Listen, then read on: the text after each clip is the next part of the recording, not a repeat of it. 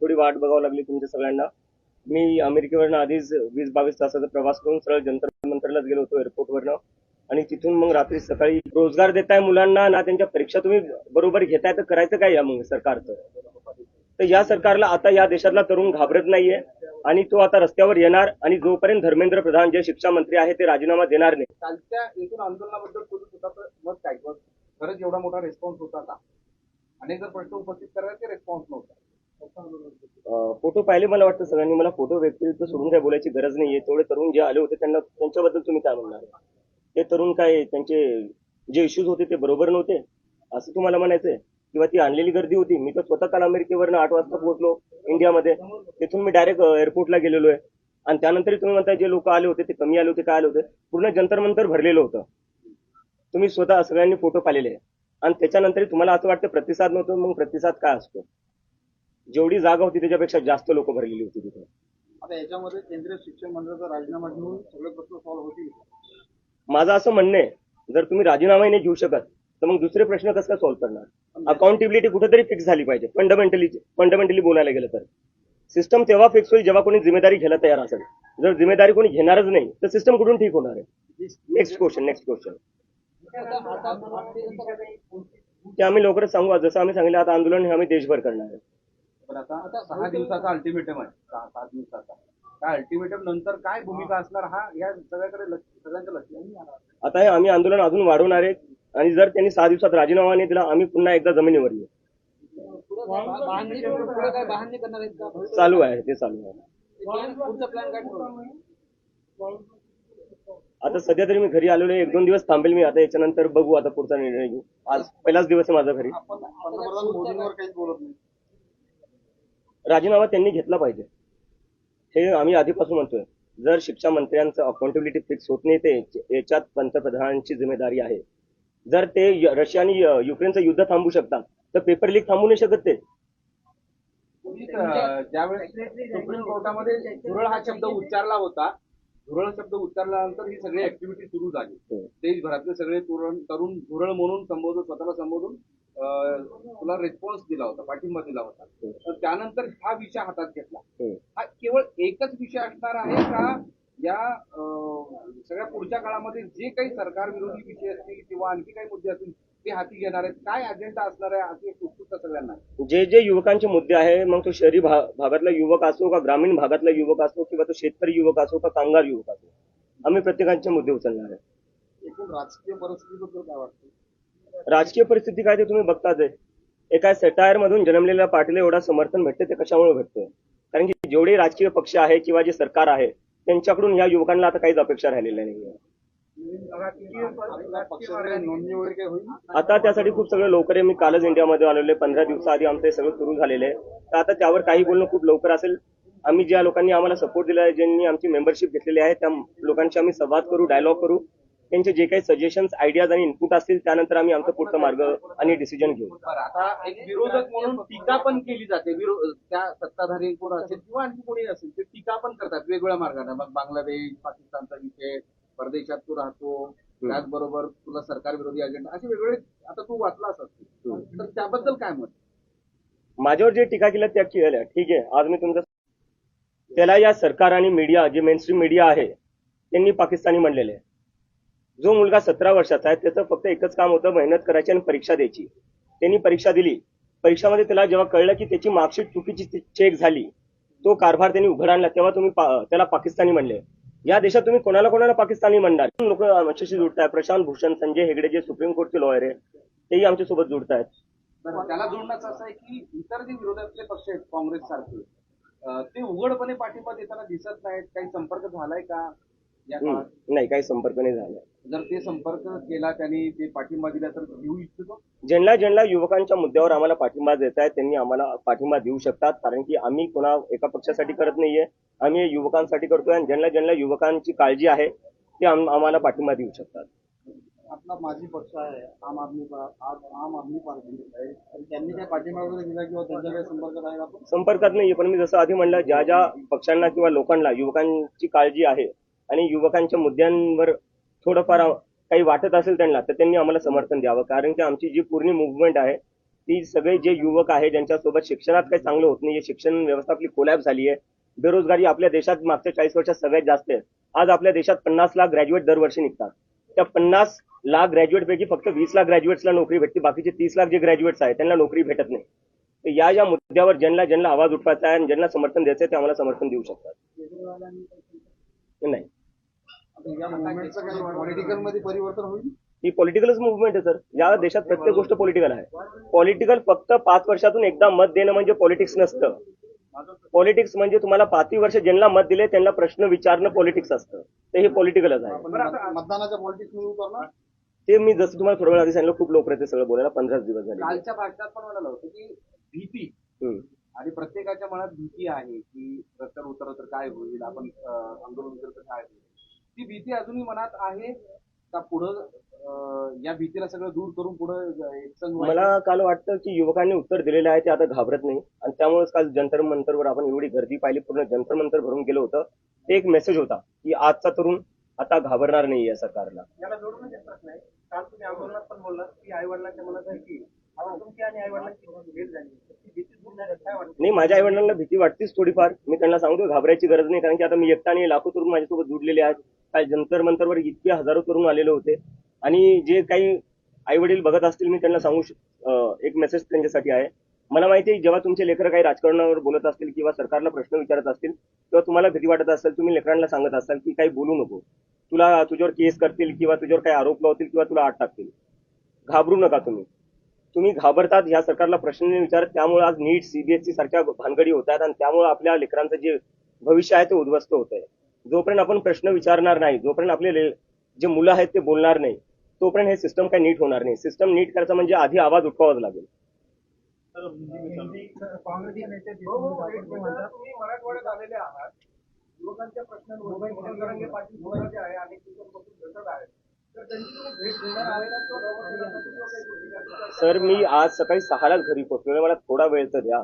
मला आधी माझ्या आई वडिलांसोबत तरी बसू द्या. काँग्रेसच्या नेत्या जयश्री ठाकरे ते म्हणतात की डॉक्टर जनता पार्टीची विचारधारा ही काँग्रेसची दूर चुकीची आहे. याकडे आयडियोलॉजीचा प्रश्न उपस्थित. आमचे जे इन्स्पिरेशन आहे, जसं मी आधीपासून म्हणत आलेलो आहे, महात्मा गांधी, आंबेडकर, नेहरू, भगतसिंग. आणि मला वाटतं ही आयडियोलॉजी कुठल्या एका पार्टीची नाही किंवा कुठल्या एका माणसाची नाही. देशात आपले सगळेच असे महाराष्ट्रच बघायला गेला तर सगळ्यात जास्त प्रोग्रेसिव्ह लिबरल आपला महाराष्ट्रच आहे. ती आयडियोलॉजी तर मला वाटतं सगळ्या महाराष्ट्राचीच असू पण शकते. या पुढच्या काळात देशभराचा दौरा करणार आता? त्याच्यावर आम्ही हे विचार करतोय आणि लवकरच करू. लवकरच करू. आपने 7 दिन का अल्टीमेटम दिया है सरकार को धर्मेंद्र प्रधान की इस्तीफे के लिए, अगर वो अल्टीमेटम पूरा नहीं होता है, वो इस्तीफा नहीं देते तो फिर आप क्या करेंगे? हम फिर से आंदोलन शुरू करेंगे और फिर से हम अपना धरना देंगे. धर्मेंद्र प्रधान जी का इस्तीफा देने से क्या प्रॉब्लम सॉल्व होगा? क्या सेंट्रल गवर्नमेंट ने इसमें और कुछ इनिशिएट करने की जरूरत है, क्योंकि एजुकेशन जनरेशन से इम्पैक्ट करता है. मैं आपसे पूछना चाहता हूँ, एक मेरा सीधा क्वेश्चन है, सिस्टम कैसे ठीक होगा जब कोई जिम्मेदारी लेने को तैयार नहीं है? अब बताइए मुझे, पहले जिम्मेदारी तो लेनी पड़ेगी ना. कल को आप किसी कंपनी में काम करते हो, उस कंपनी में नुकसान हो रहा है उस कंपनी का आपकी वजह से, क्या वो नुकसान फायदे में बदल सकता है जब तक आप रिजाइन ना करो?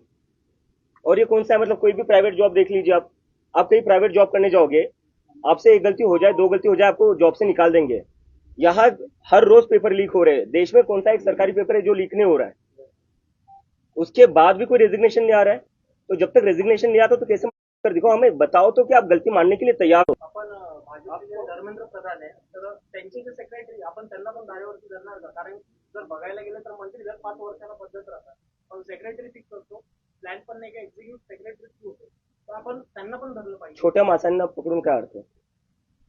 आपको हर तरफ वरती कोण बसत, त्यांना ऑर्डर कोण देत आहे? आता मी त्याच्यावरच बोलतोय, एक ऍक्शन घेतलंय सरकारने यावर, जे सीबीएसई नीट मध्ये झालेलं. काय केलेलं आहे? ट्रान्सफर केले ऑफिसर्सचे. सस्पेन्शन पण नाही, नुसतं ट्रान्सफर केलेलं आहे. 6-7 स्टुडंट्सनी आत्महत्या केलेली आहे. त्याच्यावर सरकारचं ऍक्शन काय? ट्रान्सफर. सस्पेन्शन पण जमलं नाही तुम्हाला.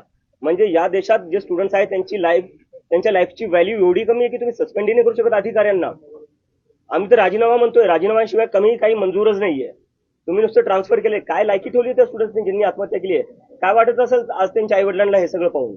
कल सोशल मीडिया पे कई लोगों का कहना था कि गर्दी बंद थी और आप के लिए पाकिस्तानी लफ्ज का भी इस्तेमाल हो रहा है, इसके बारे में आप क्या कहते हैं? मैं ये पहले ही बोल चुका हूँ, भीड़ कहाँ से कम थी, फोटोज देख लीजिए आप जाकर, पूरा जंतर मंतर भरा हुआ था। कुछ लोग आ गए थे जो धरना शुरू होने से पहले ही फोटो निकाल कर चले गए और दिखा दिया कि देखो भीड़ आई। अरे शुरू ही नहीं हुआ था, मैं खुद वहां नहीं पहुंचा था। जब मैं चला गया तब तो पूरा भरा हुआ था। और किस किस को पाकिस्तानी कहोगे आप? स्टूडेंट्स को पाकिस्तानी कहोगे, मुझे पाकिस्तानी कहोगे, अपोजिशन को पाकिस्तानी कहोगे, आप जैसे पत्रकारों को पाकिस्तानी कहेंगे जो सरकार से सवाल पूछते हैं। तो भारतीय है कौन, इंडियन है कौन? बस आईटी सेल वाले। क्या लगा रखा है इस देश में? हम उसके लिए पूरा एजेंडा प्रिपेयर करें जिस पर हम जाकर बताएंगे कि एजुकेशन में क्या क्या, किस तरीके से पूरा एजुकेशन सिस्टम फिक्स हो सकता है। और बात वही तक नहीं है, इस देश में एम्प्लॉयमेंट की भी बहुत जरूरी है। हम देख रहे हैं 10-12 साल में, जो पिछले 10-12 साल में जो इंडिया का पॉलिटिक्स रहा है, हिंदू मुस्लिम कर रहे हैं। उस हिंदू मुस्लिम से किसी को जॉब नहीं मिल रही है, उस हिंदू मुस्लिम से किसी की एग्जाम अच्छी नहीं जा रही है। तो वो सारा फोकस बदलना पड़ेगा, सरकार का जो प्रायोरिटी वो बदलना पड़ेगा, फोकस बदलना पड़ेगा।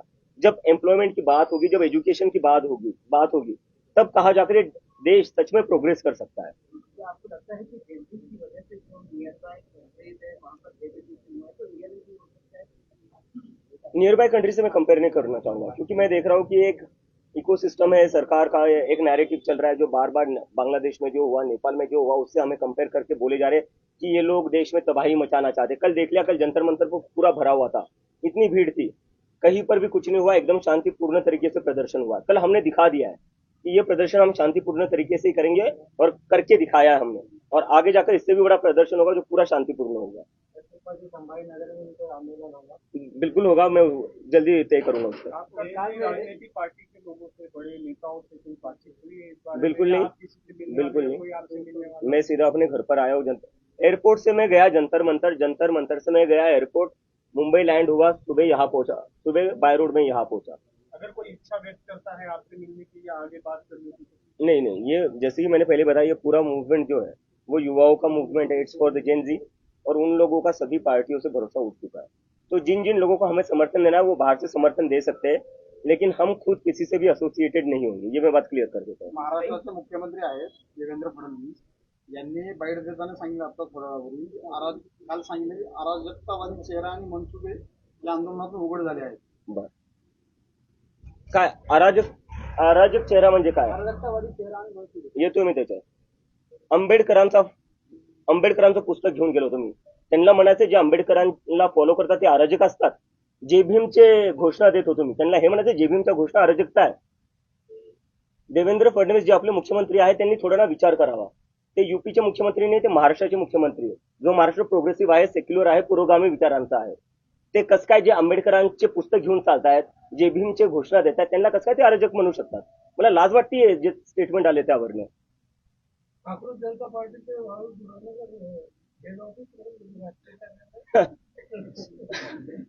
प्रयत्न करू बेस बनवायचा इथे.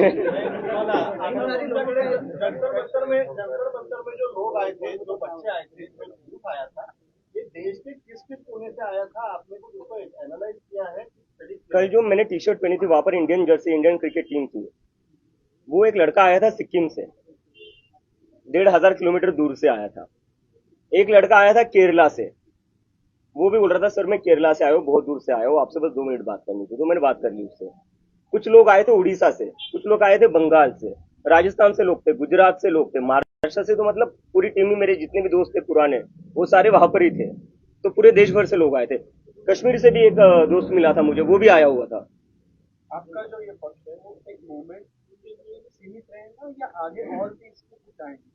आप राजनीति में उतरेंगे, अपना अलग से पक्ष बनाएंगे? जैसे मैंने कहा कि राजनीति को बस अपना इलेक्शन की तरफ मत देखिए। देश का जो नुकसान हो रहा है ना, वो इसलिए हो रहा है क्योंकि आप लोगों ने ना राजनीति को बस इलेक्शन तक ही लिमिटेड रख दिया है। 5 साल में एक बार इलेक्शन करवा दो, उसके बाद सब भूल जाओ क्या हो रहा है क्या नहीं हो रहा है।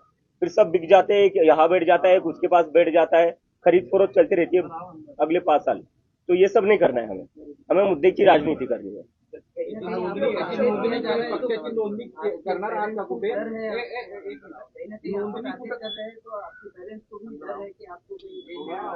मैं मेरे पेरेंट्स को बताकर आया था जब मैं यूएसए से बैठा था फ्लाइट में कि मैं तो इसलिए आ रहा हूँ, मैं मेंटली प्रिपेयर हूँ जेल जाने के लिए। अगर मैं जेल जाता हूँ आप चिंता मत करना, क्योंकि इस देश में किसी ना किसी को तो आवाज उठानी पड़ेगी, और कल मैं उसके लिए तैयार था।